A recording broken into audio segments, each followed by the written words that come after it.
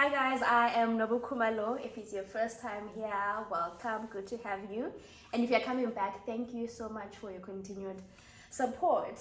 Today, I have a sit-down guest. This is something I wanted to do for so long. Have women that I think are doing well in whatever spheres of life and have a sit down in person and talk to them. And so we have the lovely Ntwanie Ngomane. She's a fellow YouTuber. She's a fellow Southern African. I'm Zimbabwean, she's South African. Southern.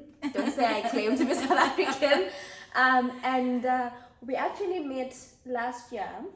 Yeah. It must have been January. You had just landed here. She had just moved and we're actually at a farewell. Or was the birthday thing? Yeah, it was a farewell thing for one of the South African people. She is an auditor. Yes. A CASA. Yes, of course. And without preempting, I will let her introduce herself in the way she best feels about herself. Hi guys. So my name is Ntwanie, and a lot of people know me as Ntwanie.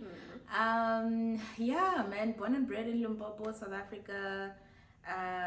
Really fascinated about millennials and their careers. I think we think differently too. Yes. We think differently to people who came before us. We are the type to leave after 2 years. Exactly. We do not stick around for nothing. So I'm really fascinated about that topic. I love to hear how people's stories unfold, because I really think there's a lot of lessons that we can learn from people's journeys. You don't necessarily have to make a mistake. Someone just needs to make it once, and then you learn from that. So that's me, qualified CA. I'm working here in London as an auditor. This is my second year, and that's about it. All right, I have icebreaker questions for you. So, what is your guilty pleasure in terms of like that one thing that you will buy even though you can see that this thing, one, maybe it's too expensive or it doesn't add value, but you're like, I will spend on it? Convenience. Okay. This is my girl. You remember my last video where I said pay for convenience? Please. If I can pay an Uber to take me from here to the office, I will, rather than do the 10-minute walk to the station. Like, I will. If I can buy groceries online, I will. Like, I will pay for convenience any day. Okay. Please make my life better. Yeah. Okay. And then I'm a foodie. What is your favorite cuisine or dish? Not a dish, a fruit. Okay. Bananas. I get you. Bananas go in every day. Bananas. And they're like the spotlight, the celebrity of the show. Like, a banana changes the environment that it's in. We can learn so much from bananas. Bananas don't conform. Wherever they go, they just bananas. They bananas. You know what I say about bananas? If you compare banana to any other fruit, you can find a sour strawberry, you can find a sour grape, you can find a sour orange, whatever. You will never ever find a sour banana. I don't care how ripe it is. I don't care if it's browning, or it'll be a sweet banana. That's a good one. Okay. All right. Okay. Cool. So let's get right into it. Yes.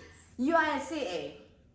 I'm on Twitter a lot, and I get to see a lot about CAs and the journey that they've been on and the supposed big head that they have and all that. So, but before we get to that, just tell me about your CA journey. So I also have friends from uni who took the CA route. Some are still on the route to becoming CA. Some have finally conquered. I'm interested to know for you what the experience was from your first year of BCom right until you had that CA essay. It wasn't. It was a typical journey that everyone goes through. So I did my schooling in Limpopo, so like high school. I did it there, and then much similar to you guys. Then I had to choose my core subjects when I was in high school and what I was going to do. And I was also a sciences kid, by the way. I did the physics, the chemistry. Yeah. I did the biology and all of that. But then in our school, I could also have a commerce elective. So I chose accounting. Okay. And then I did accounting through my grade 10, 11, and 12. And then when I got to matric, I passed all my subjects very well. Accounting, I passed the most. But my biology wasn't so great. And I was also planning on applying for medicine at some point. So that wasn't so great. I thought, okay, maybe let's look at engineering. But I enjoyed math, but I didn't think I would do so well with the math in uni. So I did accounting instead.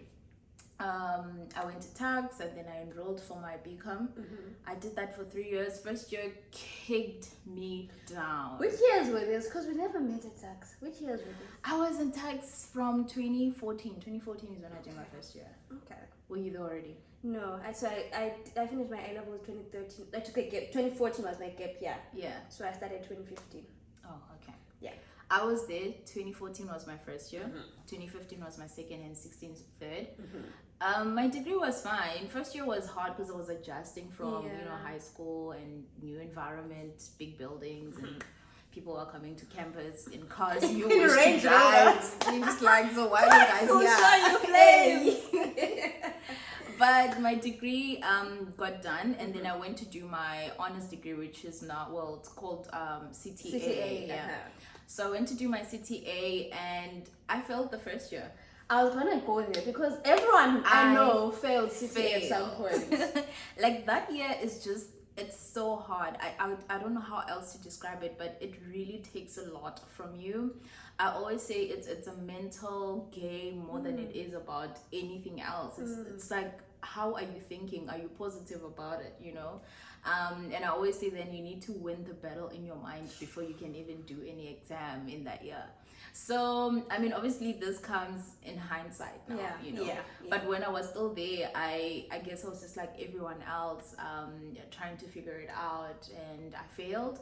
And I think what makes it worse for me with that year is I failed financial management. I got the opportunity to write a supplementary. I failed the supplementary. And then the lecturer emailed me and he says, "Hi, I see you failed the supplementary, but not by a very big margin. Do you want to come write again?" And you said, right? And I said yes. And I still failed. Do you need a hug from those that how many years ago? I'm healed now. I'm healed. Each time you're like, this time. I was just like, I had 2 opportunities to sub for this, and not a lot of people get that. Yeah. And I still failed. And I was so angry at God that year. I remember the following year that I was just like, God, you know what? You said, no, I'm going to do this without you. So I enrolled again, obviously. But obviously, between you finding out that you failed and you enrolling again, there's a lot of emotion that goes through that. I'm having conversations with people, with my mom, my dad. Obviously, they're funding my studies now. My bursary is out because they're like, girl, you failed. So I then register again. And this year, I'm like, okay, let's just see what goes. I have notes from the last year. You know, the tutorial papers haven't changed much. So now I'm just working on my approach. That's why I'm like, it's a mind game thing. It's not that I didn't know the content, it's just the mental state of it. So that's what I worked on in the second year, and I then passed at the end of the year. And then I started my articles at KPMG Joburg. It was going through its own things at the time, which I will not get into. But yeah, graciously I went through articles, you know, went through all the late nights and early mornings, and there's this ITC thing. Oh yeah. So was that one easy? Not easy, but like, did you? So both my board exams were, I feel like they were quite easy for me for some reason. I wrote ITC in January of 2019, and it was fine. I probably started studying like maybe a week before, because the ITC exam is much similar to the CTA exam.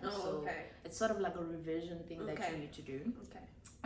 Then that went on. I passed that, and then I wrote my second board exam in December of 2020, and that also went well. I always tell people, like, my APC exam was about avocados.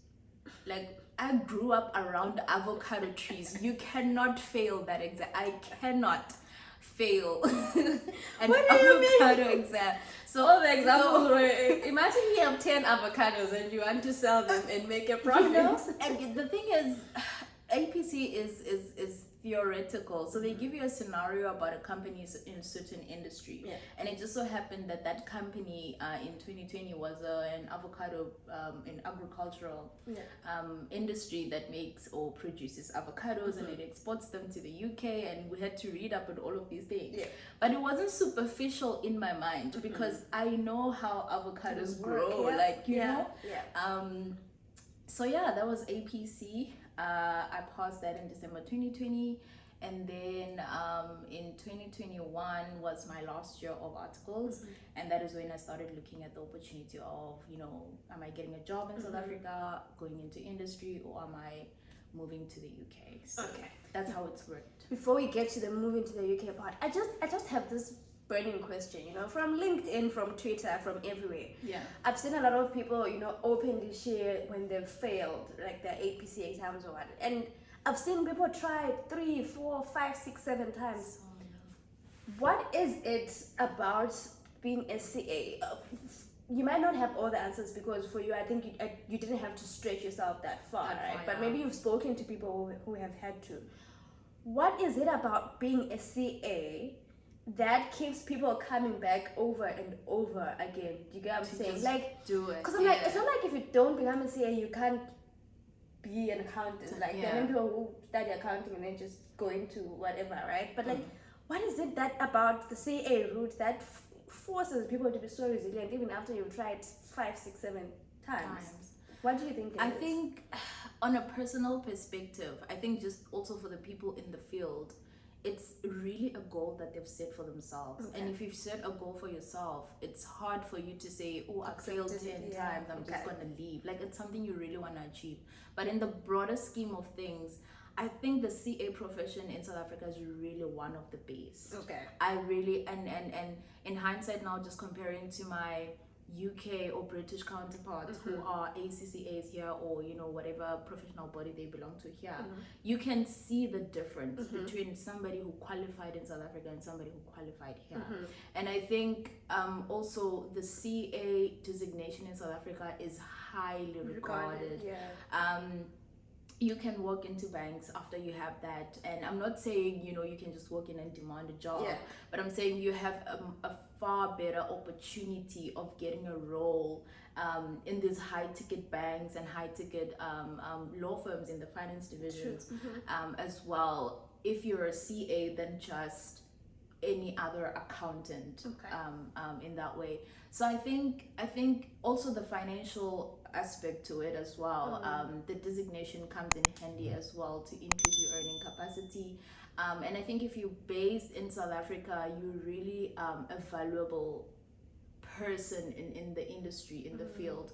So I think that's why I almost, because you said on Twitter, a lot of people think CAs are big-headed. People like CA people say CA Twitter, the worst, followed by LLB Twitter. Like, guys. No, but it is. I think the CA is really one of the prestigious you know, designations we have in South Africa, and so a lot of people are gunning for it, and it makes sense. Okay. All right, that makes sense.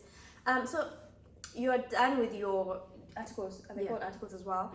You're thinking, do I stay? Do I move? What are your motivations at this point? Is it just greener pasture? Because maybe this is a double-barreled question. Why do you think there's such a huge movement of CAs from South Africa too? Is there a problem in South Africa, or is it just greener pastures? Like, everyone wants greener pastures, or is there something in the CA system space in South Africa that is not working out well for its people, and that's causing them to look outside? You know, that's a very good question, because it's spoken about a lot in the CA profession. And in recent years, I don't know, maybe I was just complacent to this because I wasn't at this point. But in recent, I've seen a lot of people just pack up and leave. And yes, South Africa has its own problems. You know, we have an energy crisis in that country. But I also think one of the contributing factors is the pay range for newly qualified CAs in the country. Especially in the audit field, we honestly just don't get paid that much. The pay bands haven't moved a lot in recent years. So people who are in articles now, maybe let's say their first year, is probably earning the same salary I earned in my articles, which was 4 years ago. So the pay range is not moving. It's not moving. And obviously similarly the salary for newly qualified as well is just also around the same. So a lot of people are now looking at, okay, well, I need to make sure that I'm maximizing my earning capacity. Would a move maybe to a place like the UK be better? So there is also that element. I think another element is people are more exposed. People want to travel. They don't want to be stuck in just one country. They want to have access to travel. And I feel like being here gives that access. It's a lot more difficult to travel from South Africa to Paris, but we can do a weekend. You take the train. You can take the train to Paris. And so I think that's also one of the motivating factors, and also just that people are aware of the opportunities that are out there. People are more gunning, like they are more dedicated to just taking up the opportunities. So yes, South Africa has its own problems, and I also think some people are also motivated by the British passport as well, getting an indefinite leave to remain. That's also a big issue, especially if people are our color. Sorry to cut you, but it's very interesting. So being a Zimbabwean, right, coming from a country where nothing has worked well for a very long time. We are from as far back as I can remember. The goal has been to leave and go and make something of yourself out of the country. We are those people who, whenever we move legally, that is. So I'm not trying to excuse illegal immigration, but so whenever we move legally, that is, whenever we go to a place, we set it in our minds that I cannot just, no matter how hard it gets, I cannot just pack and go back home. As a bare minimum, I should have the passport or the indefinite leave. So it's quite interesting to hear someone who's South African say that, because I feel, and I might be wrong, pardon me if I'm wrong, but I feel for the longest time you guys had this bubble where everything in your country kind of worked, right? So even just travel outside of SA, not abroad, just travel to Botswana or Zimbabwe to visit. A lot of people just never used to travel, weren't really that exposed, because things were well and fine in South Africa. You kind of had everything else you needed. So it's quite interesting now seeing South Africans saying, I need to go and get a passport. No, look, I think South Africa was once a great country. I think it was. But with the way the political landscape is now, the economic situation, it seems to be going in the wrong direction. And obviously, if you are a professional, yes, there's still a lot of investment in South Africa. There's still a lot of economic activity, a lot of firms and law firms and accounting firms and banks and everything. But with the way things are moving, it's a bleak kind of future that we're looking at. So you also just want to look at what will South Africa be in the next 10 years, And if you're only required to be in a certain country for say 5 years to get a passport, then maybe that's what you want to look into. I mean, there's no harm in just having a dual citizenship. Options. You never know when you're gonna need it. So I think that's another thing that's attractive for CAs as well, and also just the demand. The demand in the UK for auditors is huge. It's amazingly huge, because the CAs in who qualify in the UK, or the Brits, if I can put them in that bubble, they don't necessarily need to have done accounting in school. They just need to write their board exams. And they can qualify, while we have to go through a whole 4 years of learning and then articles. So when we come here, we are an experienced resource. You know what I mean? So that's why the demand is also picking up a lot for South Africans. Let's talk about that demand aspect. So someone who's looking to move from South Africa as a CA, they're finishing up or they're done. How easy is it to get in? Where did you look? For, because you were at KPMG and you moved to BDO, right? So it wasn't an easy intra-company transfer. So where are people looking for and finding these opportunities? So when I got my APC results, that when I started updating my LinkedIn. So update your LinkedIn if you haven't already. And then from there, recruiters start approaching you, especially if they see that you've had audit experience or you're like qualifying in the next few months or just completing your articles. Then they approach you and say, hey, there's this opportunity in the UK. Obviously, like I said, the demand is there. So for me, I got approached by Blue Recruiting at the time. And then I went through the process with them. It's a very easy process. It's not like your one you had with the law application. It's a very easy process. You submit your CV. They review the CV for you. They make it applicable to the UK because obviously the South African hiring or talent landscape is different. So the CV needs to look a bit different, but they will help you through that. They'll prep you for the interview, and then you just go in there and you speak about what you know about audit. And it's not very technical. It's really easy stuff that you should know if you did your articles, of course. So yeah, that's what it was for me. But other recruiters, so there's Blue Recruiting, which is the one I used. I know other people come through Gap Talent as well. If you're also feeling a bit skeptical, you're like, I don't know if London is gonna be for me, you can also do like a secondment. So you can come for like 3-6 months, maybe through your firm as well, just to have a feel for it.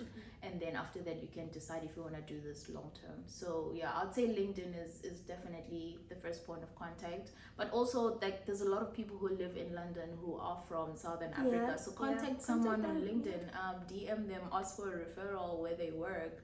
A lot of these audit firms actually run referral schemes. So if I refer you and then you end up showing up and taking the job, then I get some sort of commission. And a referral is much stronger than you applying independently as well. So yeah, this is some of the ways they can do that. Amazing. Okay. And just to wrap it all up, has it lived up to the hype? When you moved here, whatever the hype in your head was, whether it was exposure, experience, travel, money, has it lived up to the hype? Would you recommend? Travel definitely has lived to the hype. This girl been traveling. I've been watching you. You're always in Turkey or Kazakhstan or something like that. Travel has, but I actually haven't done a lot. A lot of travel. I'm hoping to do a lot this year. Also because of the Schengen situation. But this year hopefully. But definitely travel has lived up to the expectation. It's so much cheaper to travel Europe. It's even cheaper to travel to Africa sometimes. It's weird. I know you guys see us back and forth in South Africa. These people are it's really not that expensive to travel home. It's really not. So yeah, travel has been great. Culture as well has been good. You get to London and you realize there isn't a lot of British people in London. There's everyone else from everywhere else. Like you and your accent and your blackness, you don't even have to worry about it because there's people from countries I'd never even heard of even exist who can barely say, and that's one of the things that makes London, I think, more palatable for moving because it's not as strong Brit as other areas. And the money.